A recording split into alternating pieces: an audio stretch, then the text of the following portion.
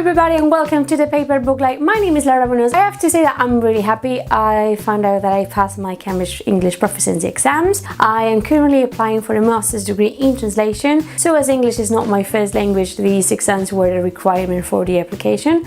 So now I'm in the process of writing my essays and hopefully I will be starting to study this September. So in today's video I'm going to recommend you 4 fantastic non-fiction books that you should absolutely read.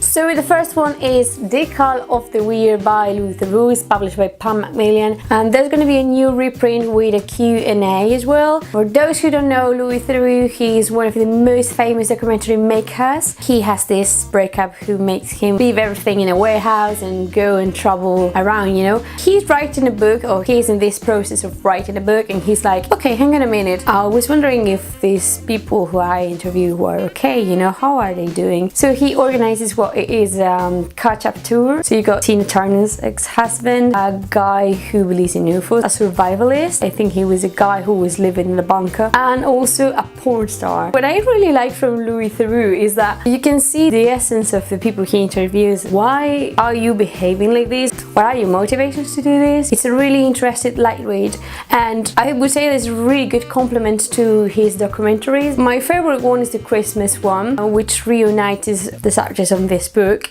and basically it makes them spend Christmas together, and you can see like how despite their own differences in the end, like they are all brought up together by food and music. Besides this is Going to Her is released on paperback. You've got really interesting memoirs of people who used to work for the NHS. Adam Case is one of them. Then you've got Henry Marsh with Admissions and Do No Harm, and also the book I'm bringing you here now, which is Your Life in My Hands by the Dr. Rachel Clarke. It's published by Metro, which is an imprint of John Blake Books. So she used to be a journalist. She got into medicine in her 30s, which is, to be honest, quite remarkable because it is not the usual thing to do. And she was combining, you know, motherhood with the changes and cuts in the NHS. The NHS is the National Health Service. It's one of the most valuable institutions in the United Kingdom, you know. I would say that it's one of the pillars of this society. Doctors, carers, nurses, and for instance, all of the healthcare professionals, they are fantastic. So she basically works in what is called palliative care. It's a very intense career to have. The book is divided in different chapters. I think it's like 15 or 16. Mine is the epilogue and the prologue, and you know, it's relatively short. It's a very interesting non-fiction book because besides telling you what's the current situation of the NHS, she's doing an interesting work of activism that you should check her out online. I think that it's a really interesting account. Is also like to be a woman working as a doctor in an institution that is suffering from lots of modifications from politicians and current political situations as well. Because, you know, all these stories I have been recommending were written by men. They're really interesting accounts, but what is really like to be a woman and combining motherhood, marriage, and a rota of 70 hours per week at least.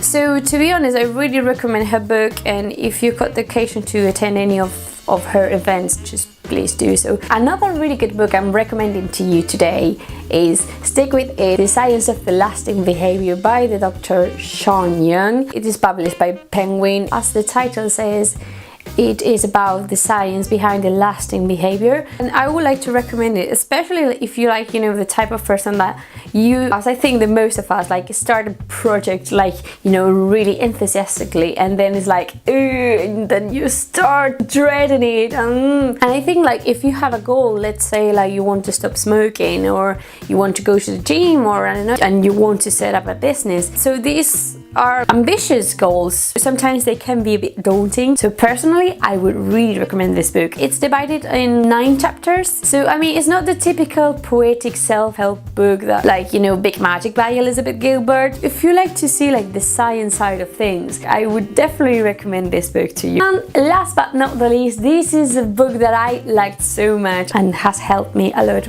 with my proficiency exams.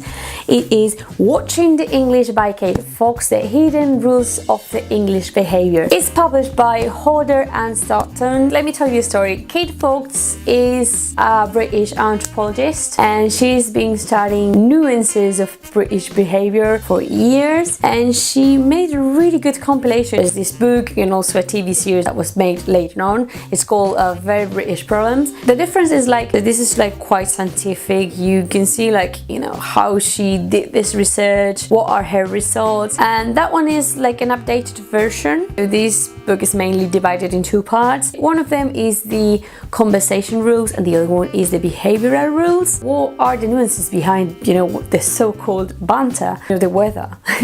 The weather has got so many intricated codes. Once you start integrating in different cultures, like you're seeing all these things from the outside, but also you're immersing yourself and you find yourself that you are actually absorbing these rules. So yeah, it is a truly interesting book. I'm afraid it's not available in Spanish yet. If you are studying here or you are like doing like English studies, please do read this book because it's really interesting. If you like this video, don't forget to subscribe, give me a thumbs up, have a look to my different videos that I am leaving you here, as well as my social media accounts that I am leaving you here, and tell me if you got any fantastic non-fiction recommendations. Don't hesitate to leave me a comment. So, see you soon!